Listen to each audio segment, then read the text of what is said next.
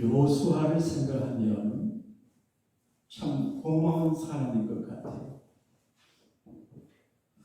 모세가 완성하지 못한 일을 계속해서 일을 거의 완성을 했어요. 그리고 모세가 40년간 그 거친 성격을 가진 히브리인들의 지도자로 수고할 때 혼자는 못하거든요. 여호수아가 어시스트, 돕는 자로 40년간 비서 노릇을 했어요. 모세는 성격이 좀 급하고 다혈질적인 면도 있는 분이었는데 그 큰 종 모세를 40년간 집권해서 돕고 한다는 건 쉬운 일이 아니거든요. 아마 참고 참아서 그렇게 된 것 같아요. 그래서 나중에 모세가 돌아가실 때 하나님은 여호수아를 계승자가 되게 하고 리더가 되게 했습니다. 하나님께서 여호수아에게 뽑으신 것처럼 여러분도 저도 참된 믿음의 사람이 되어서 큰 복을 받게 되시기를 축복합니다. 그리고 모세도 말씀했고 여호수아도 말씀했는데 피난처 이야기를 했어요. 사람이 너무 어렵고 힘들고 답답하고 절망적일 때 갈 곳이 없어요. 현실적으로 술집에 가서 술을 마셔도 안 될 거예요. 마약을 해도 안 될 거예요. 그린 피서바에 가서 큰 소리 쳐도 안 될 거예요. 갈 곳이 없어요. 그래서 자살하는 사람들이 많아요. 그리고 옛날에는 사람들이 이제 의도하지 않게 인명살상 사고가 많이 나요. 그래서 눈은 눈으로, 이는 인으로 보복하는 그 당시 법을 시행하는 시대에 누가 의도하지 않게 다른 사람에게 해를 끼쳤으면 해를 받게 되거든요. 그런데 그 사람을 중에 실수한 사람들이 도망갈 곳을 정했는데 그게 도피성이에요. 도망갈 장소예요. 도피성. 도피성이 영적으로 뭐냐 따라합시다. 예수님은 우리의 도피성입니다. 예수님에게 피하고 예수님에게 도망가고 예수님을 찾아가는 예수님의 문을 잠그지 않아요. 도피성은 언제나 문을 열어놔요. anytime 들어올 수 있게 해요. 그리고 도피성으로 가는 길은 큰 도로를 만들어서 거칠게 없게 해요. 예수님께 찾아나가고 예수님께 피하러 가는 그 길에는 안전하고 길이 준비되어 있고 거절당하지 않아요. 사람의 사람들에게 리젝트 당할 때가 많아요. 예수님은 절대 리젝트하지 않아요. 내게 오는 자를 내가 결코 거절하지 않는다 그렇게 말했습니다. 그러면 예수님이 도피성인데 그 도피성이 현실적으로 무엇이냐? 교회거든요. 영적으로 우리가 기도하고 영적으로 주님에게 영혼과 마음을 찾아가는 것이기도 하지만 현실적으로 교회가 하나님의 도피성이에요. 그리고 교회는 죄인들이 모이는 곳이에요. 죄인들이 우글우글하는 것이 교회예요. 그런데 죄인들이 모여도 문제가 되지 않아요. 죄 지은 사람들이 죄 형벌을 피하려고 왔기 때문에 예수님께서 다 품어주고 묻지 않아요. 묻지 그냥 다 받아줘요. 이게 교회의 특질이거든요. 그러므로 교회를 우리가 인간으로 생각하면 안 돼요. 그래서 사람들이 살렸고 피해서 오는 것이거든요. 그런데 별로 중요하지 아니한 비본질적인 문제 때문에 사람들이 도피성 교회를 잘못 관리해서 사람들이 문이 닫혀서 못 오고 왔다 갔다 그러게 되거든요.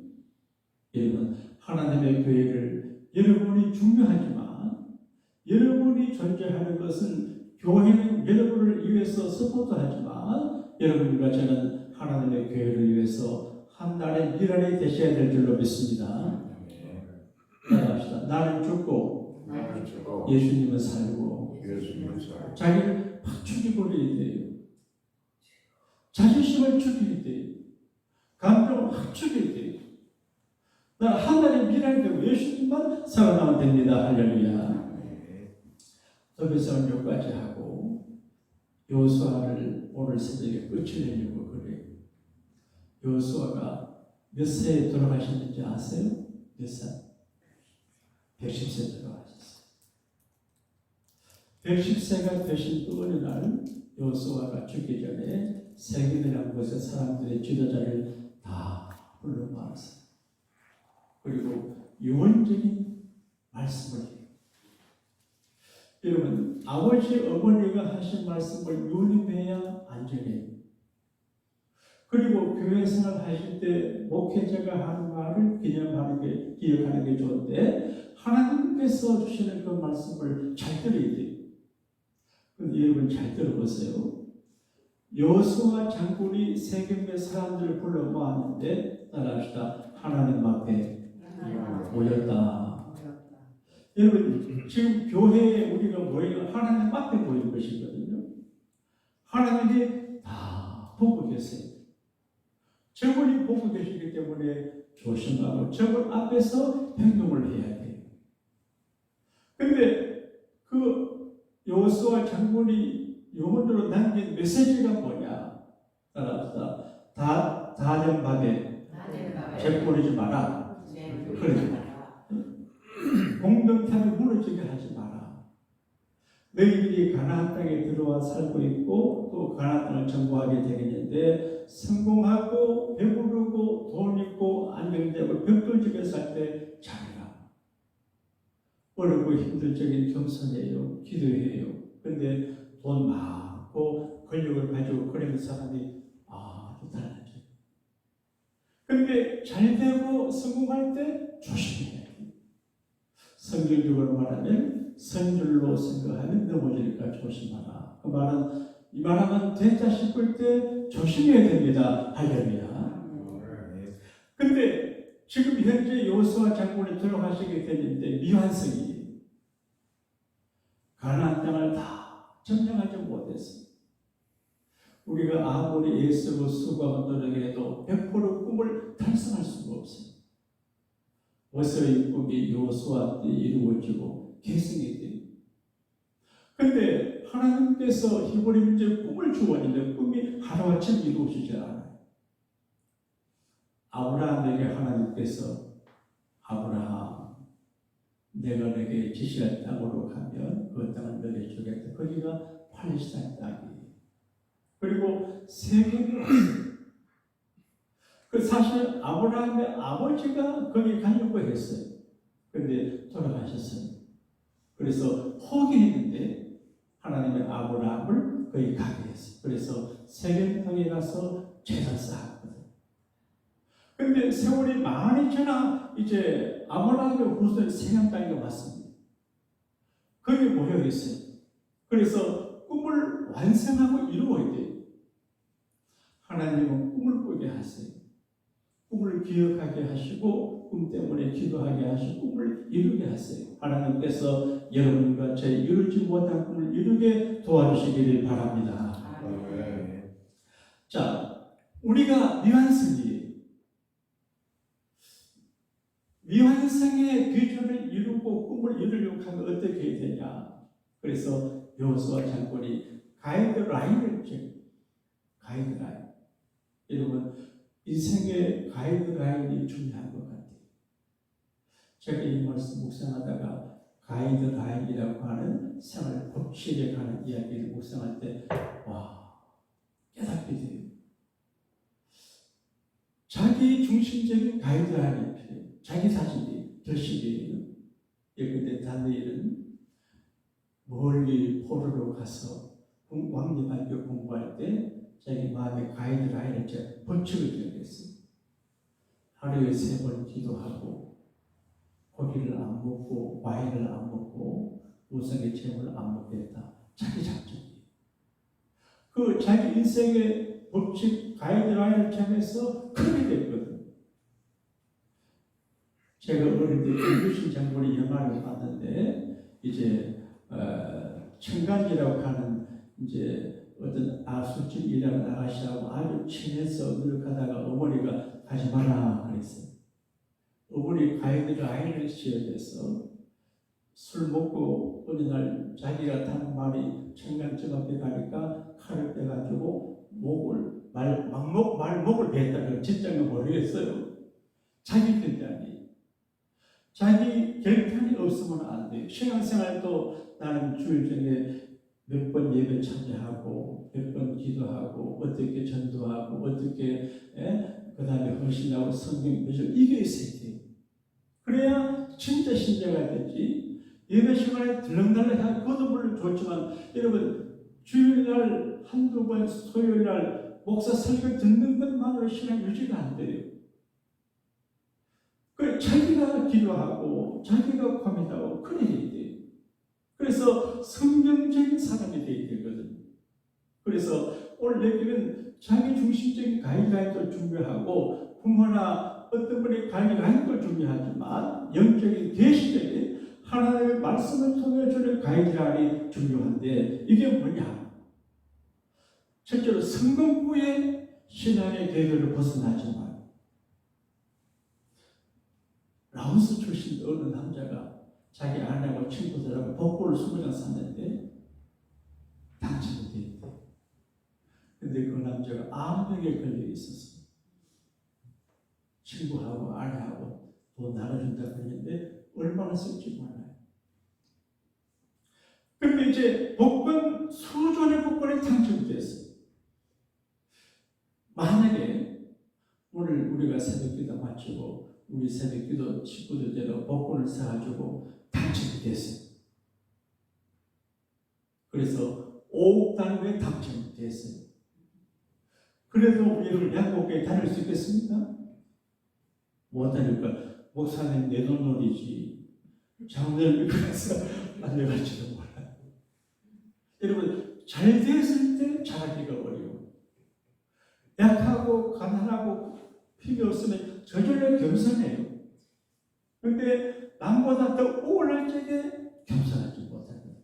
그래서 성공 후에 신앙의 궤도를 벗어나지 말라 그렇게 말해요. 그 다음에 하나님의 징계를 의식해요. 성공의 정상에서도 하나님의 징계를 의식해야 돼요. 합시다. 하나님께 벌받지 않도록 살아야지. 하나님의 재판권을 다 보시고 계세요. 훌륭하게 선하게 너그럽고 아는 그리스도인의 그런 품성을 가진다는 게 중요하거든요. 따라합시다. 사랑하고 용서하고 이해하고 모른 척하고. 저도 제 아내를 정말 목숨으로 사랑해서 결혼했는데 나 모르게 아내하고 말을 주고받다가 속상했다.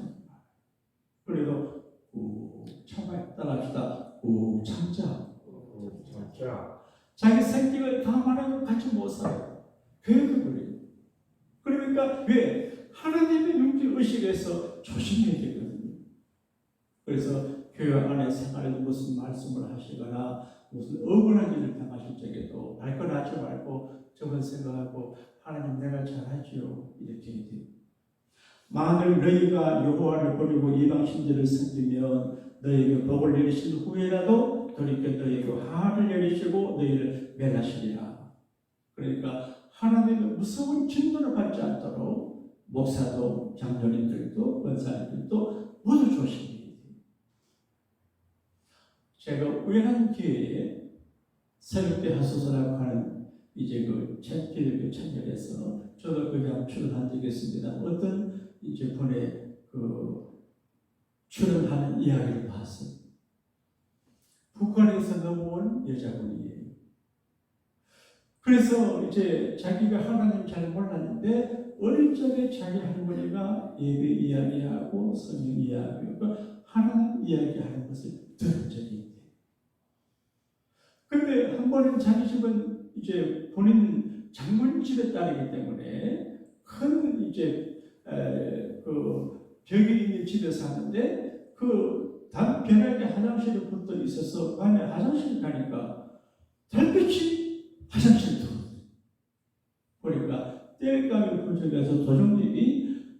하나님의 지붕을 뜯어놨대. 그때 나를 보고 하나님, 나 대한민국에 가 살기 위해서 기도했대. 어제 영화 비디오 보고 대한민국 좋은데, 그래, 하나님이 계시면 나 도와주세요. 막연하게. 근데 하나님의 드라마틱한 도움으로 한국에 와서 이제 교회도 다니고 이렇게 잘했어요. 근데 아가씨가 예쁘고 말도 잘하고 하니까 돈을 잘 버는, 그리고 이제 영어도 하고, 그걸 어디 가도 이제 술값도 안 되고 통과 안 돼. 그래서 미장원에 아르바이트 하면서 룸사롱에 춤추는데, 룸사롱 춤추는데 모르겠는데, 춤추는데 막 다니면서 막 다니세요. 근데 그리고 병원에 가보니까 이제 병이 생겼대. 근데 그 병 때문에 아파서 조사하다 보니까 자기가 암에 걸린 걸 알았대. 그래서 그때 자기가 하나님, 나 미국에서 한국까지 와서 하는데 왜 내가 이런 병 걸립니까? 고생하는데 의사 선생님이 그러더래요. 자매님, 하나님이 당신을 사랑합니다. 그때 내가 뭘 사랑해? 이번에 허리가 좀 아파서 조사하지 않아서 이 병의 시초를 보려 당신 죽습니다. 그때 크리스찬 의사의 그 말을 듣고 깨달았어. 내가 나만의 원료 그렇게 일했어가지고 와서 가지고 술 마시고 내 몸을 술독이 되게 하고 얘기했대. 그리고 지금은 다시 교회를 나가고 한다는 그런 가족이에요. 여러분, 잘 나가고 잘 되고 부유하고 인격이 좋을 때 조심해야 돼요. 따라합시다. 잘 될 때 조심하자. 그리고 성공 후에도 마음 관리를 잘해야 돼요. 따라합시다. 너희 마음을 하나님께로 향하게 하라. 우리 마음이 하나님을 향해야 돼요. 교회로 향하고 성도들에게 향하고 그렇게 살아가야 돼요. 마음을 빼앗기면 안 돼요. 자, 이제 여호수아가 설교를 했어요. 그런데 백성들이 결정하기 전에 여러분, 나와 내 집은 하나님을 섬기겠습니다.